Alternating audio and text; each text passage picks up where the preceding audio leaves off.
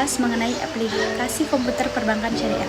Pertama-tama saya ingin mengucapkan terima kasih kepada dosen pengampu kita, yaitu Bapak Agung Fitra Hadi MT, dan teman-teman sekalian yang berbahagia. Saya akan memperkenalkan anggota kelompok saya terlebih dahulu.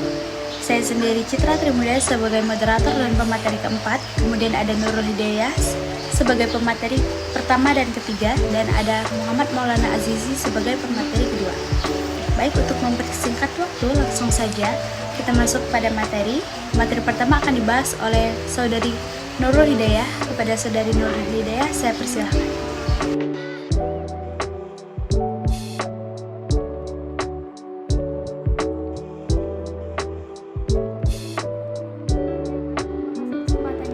Kepada moderator, di sini saya akan menjelaskan materi pertama mengenai konsep dasar komputer.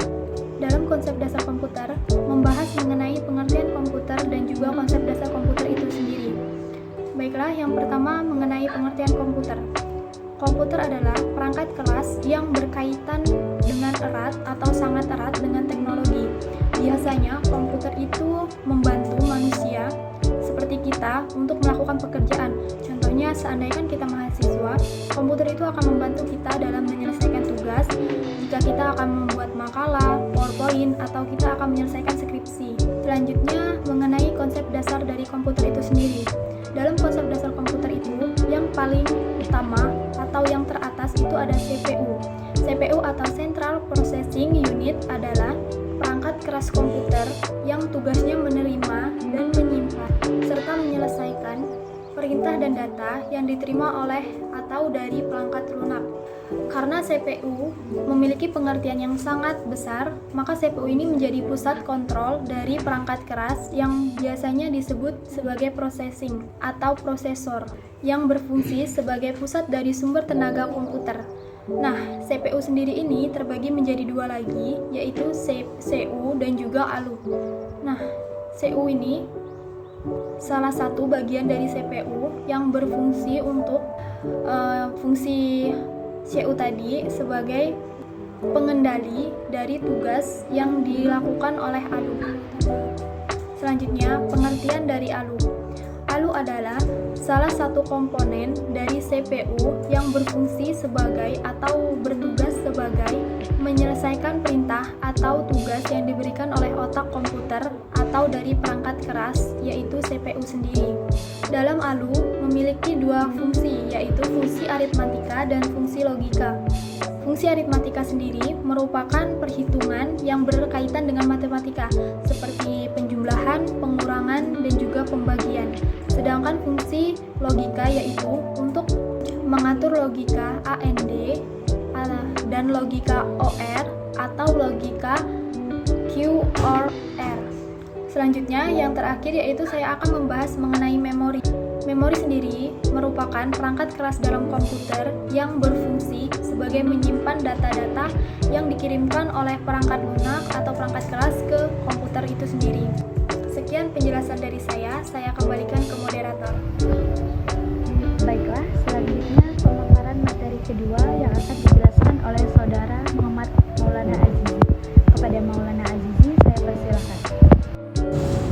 Baiklah, terima kasih kepada moderator atas kesempatannya. Di sini saya akan menjelaskan materi yang kedua mengenai jenis komputer berdasarkan fungsi kegunaannya. Di antaranya, yang pertama ada laptop. Laptop ini yakni komputer yang bentuknya ringkas dan portable.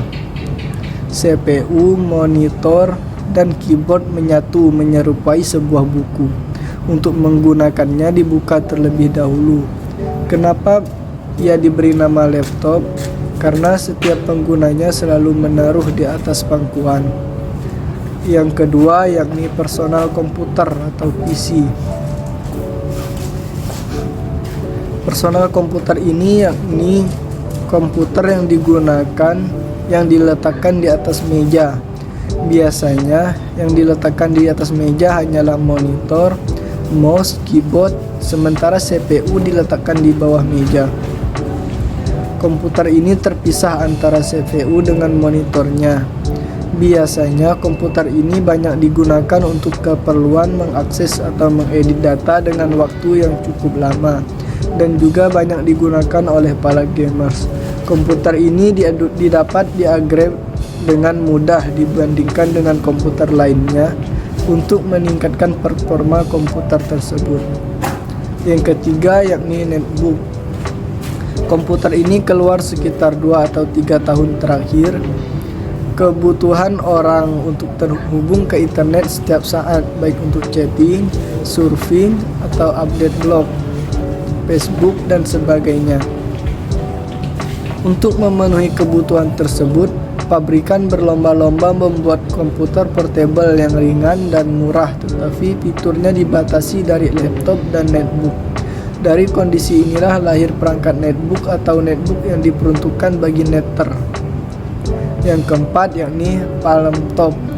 Dengan berkembangnya teknologi nano komputer dan IC, maka ukuran laptop juga semakin kecil, bahkan ukurannya sebesar telapak tangan, sehingga dijuluki Palm Top.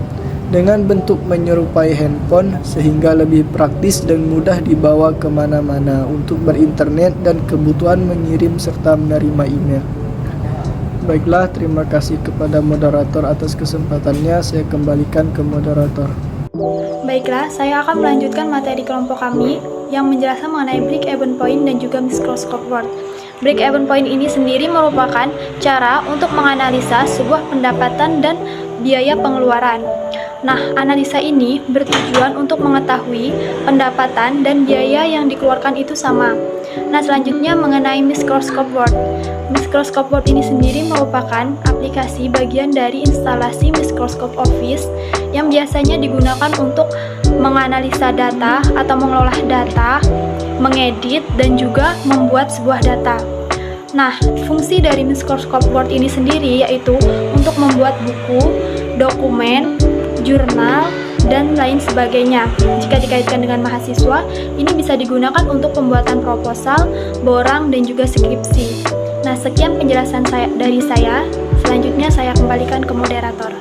Di sini saya akan melanjutkan dari pemateri 3. Di sini saya akan menjelaskan elemen sistem komputer. Elemen sistem komputer ini dibagi menjadi 3, yaitu ada elemen perangkat keras atau hardware, yang kedua ada elemen lunak atau software, dan yang ketiga ada perangkat SDM atau brainware. Yang pertama yaitu perangkat keras atau hardware.